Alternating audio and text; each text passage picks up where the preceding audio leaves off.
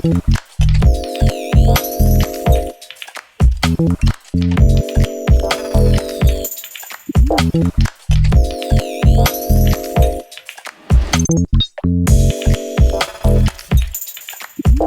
people should be in jail. Governor John Belton Edwards, Colonel Lamar Davis, Chavez Cameron, Kenny Van Buren. I remember when the picture was circulated of these 3 state troopers, these 3 black officers making history in the state of Louisiana. There was so much pride about it. They were making history. What good does it do to have 3 black state troopers in the highest positions if they will assist others with covering up the brutal beating of a black unarmed motorist? What good does it do to have them in these positions? All of them have cells, jail cells waiting for them. All of them should be in jail. Not just the governor, not just Lamar Davis, Chavez Cameron, Kenny Van Buren, all the way up, all the way down. All of them. Every single person who participated in that cover-up should go to jail because he was beaten to death, and everybody knows it. And here we are, year 3, day 1152, 53, something like that. And not a single person has been arrested. John Belton, not a single person. The sun is about to set on another Friday night, and not a single person has been arrested. Not one. In the previous video, I explained that I was excited that DA Belton had gotten the file early June, and then weeks passed. Nothing. And then I'm thinking, okay, it's the last week in the month. Surely they're going to get this over with before the 4th of July holiday. Then the 4th of July passes. Then Tuesday, I'm thinking, okay, today is the day. Wednesday came, Thursday came, Friday came. Still waiting. Year 3, day 1152. No charges.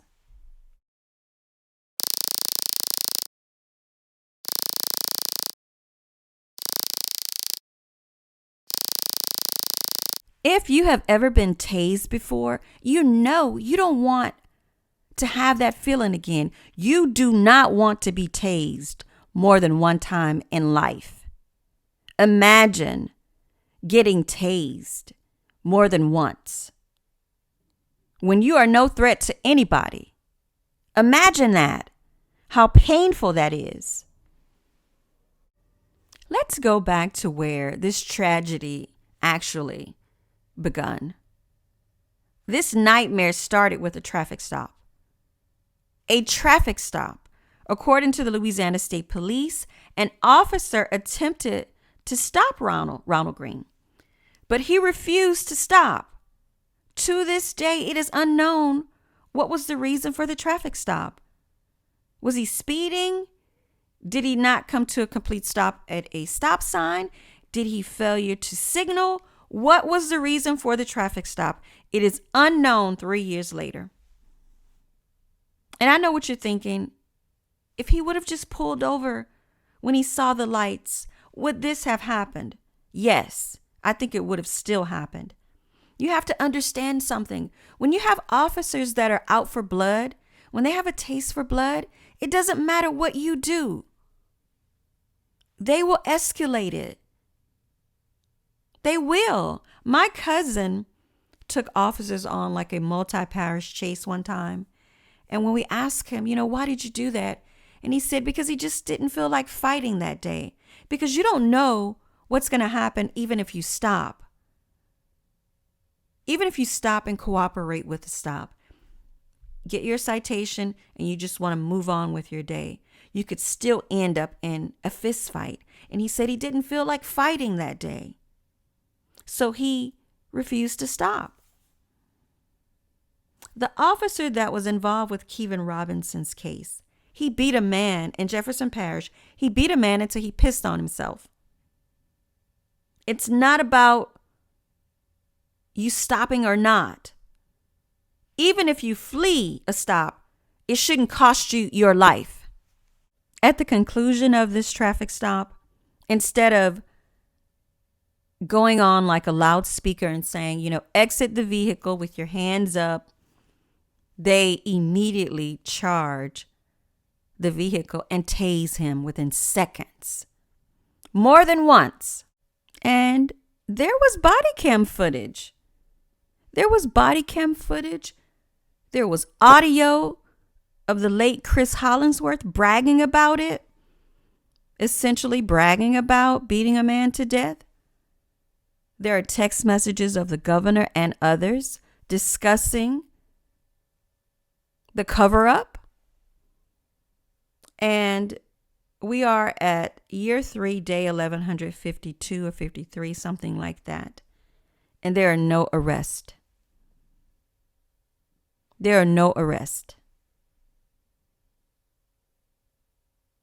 How many years does it take to arrest murderers? How many years does it take to do an investigation? How many more people have to be killed by the Louisiana State Police before something is done? What will it take? He was beaten to death. I talked about this in the previous video about how we are seen as a threat. Unarmed, but we are seen as a threat. Jayland Walker's family spoke about the fact that he was handcuffed.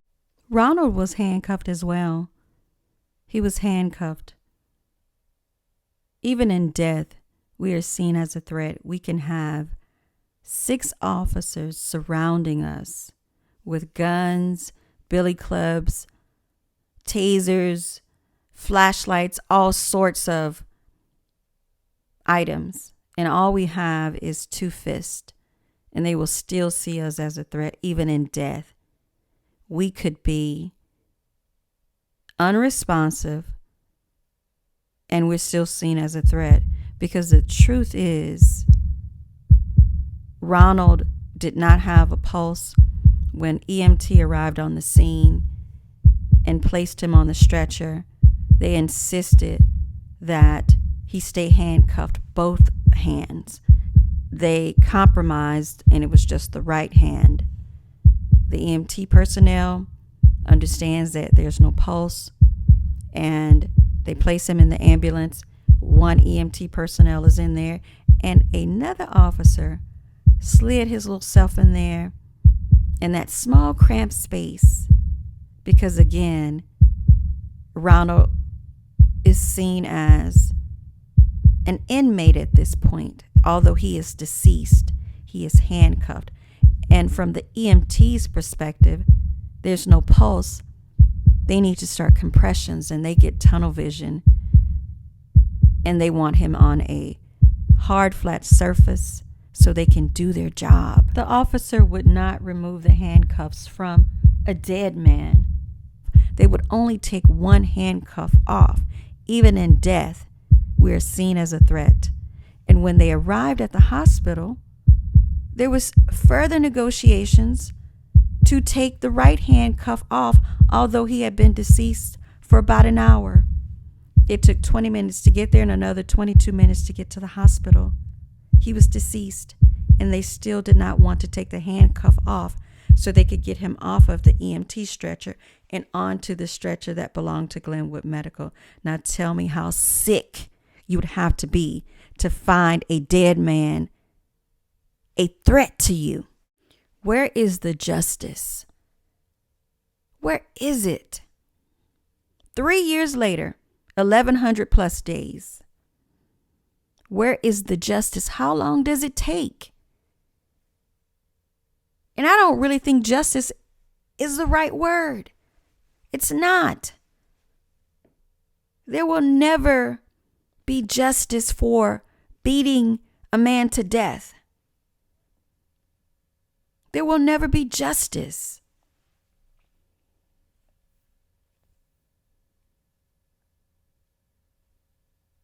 You know,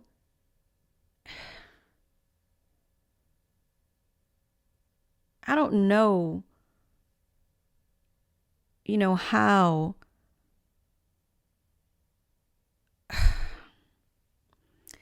let me allow me a second to collect myself. But understand, I'm talking about charges and people going to prison. But just know, even that is not justice. Do you honestly think that that is the fix? It rights a wrong? Do you think that when something like this happens, you're never quite right? Do you honestly think that, I'm going to give an example here.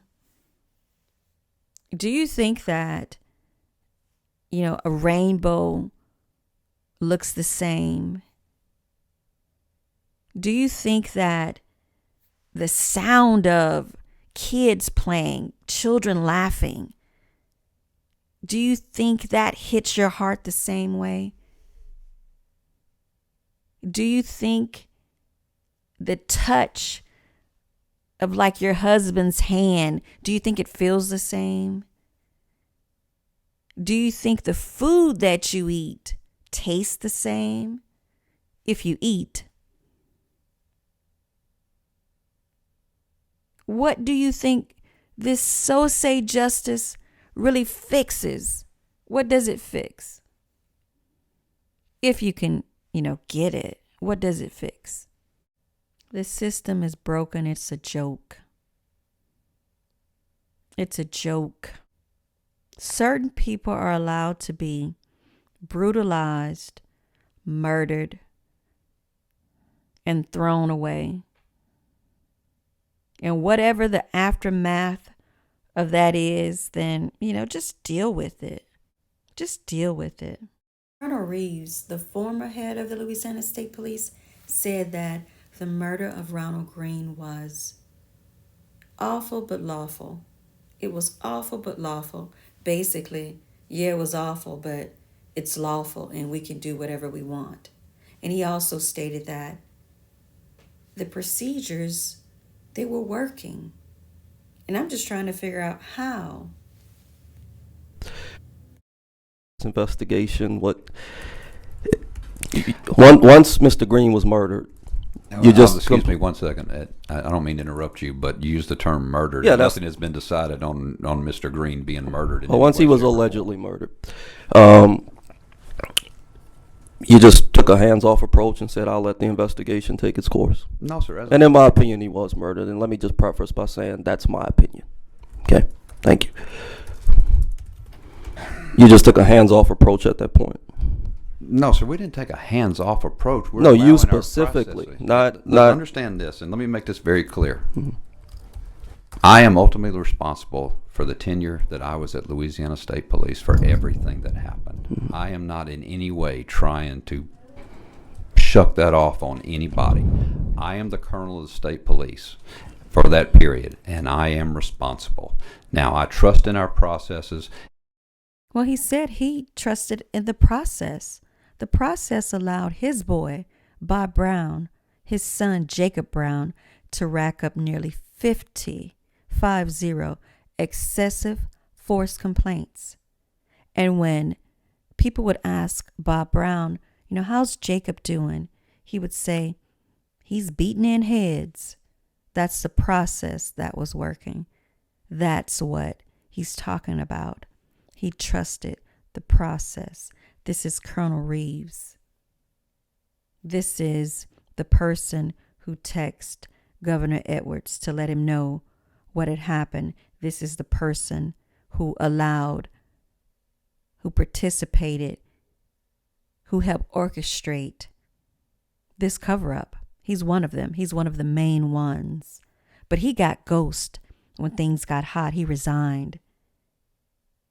He got out of there. He should be in a jail cell next to Governor John Bel Edwards, next to Doug Kane, next to Lamar Davis, next to Chavez Cameron, next to Faye Morrison, next to a bunch of more people.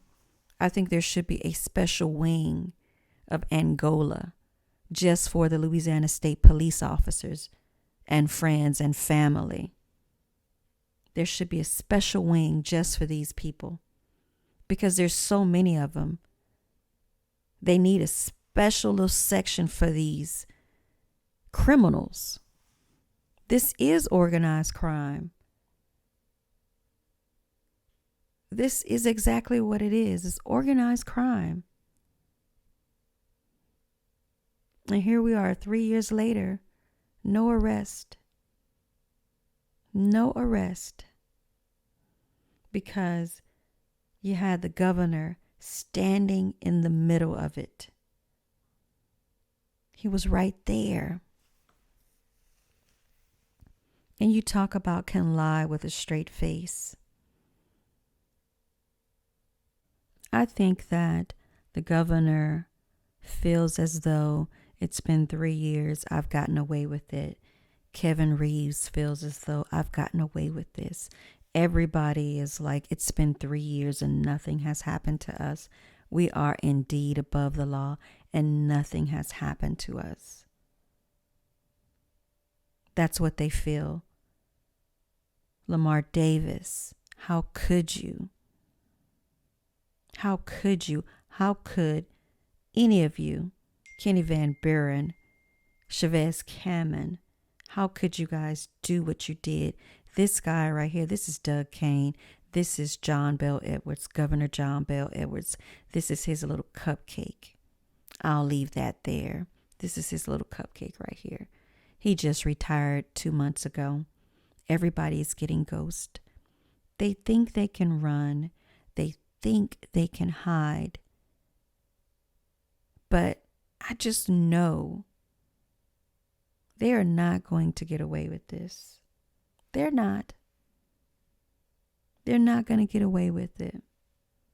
One way or another, they are going to pay for what they have done. They're going to pay. And these black police officers that I understand that you didn't kill him. And I understand you have to provide and put food on the table. And I understand that you don't want to lose your job. But how could you participate, assist in any way with a cover-up?